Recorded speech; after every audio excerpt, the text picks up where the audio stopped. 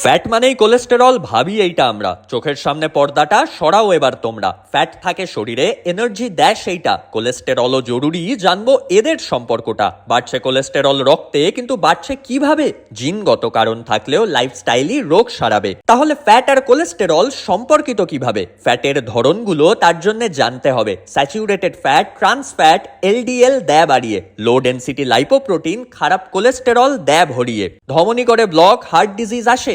Artery হয় সরু, heart attack অবশেষে। অ্যাভয়েড হবে তাই স্যাচুরেটেড এবং ট্রান্স ফ্যাট, বাড়ায় খারাপ কোলেস্টেরল। যা থাকে কোথায় এই ফ্যাট দেখে নেব তা। প্রসেসড ফুড যেগুলো ইজি টু মেক, ফ্রোজেন মাংস যাতে প্রিজারভেটিভ থাকে অনেক, লাল মাংসে থাকে স্যাচুরেটেড ফ্যাটগুলো, cheese, fresh cream, full fat হয় যেগুলো। স্মোকিং বাড়ায় এলডিএল, কমায় ভালো কোলেস্টেরল, ডাইরেক্টলি ক্ষতি করে, হয় খুব খারাপ ফল। এবার বুঝলে পার্থক্য, জানলে গভীর সত্য। ডায়েট চার্ট চাই কার? জানাও কোলেস্টেরল কত। পাঠাও তাদের, করছিল যারা ভুল। পুরোটা না জানলে দিতে হবে মাসুল।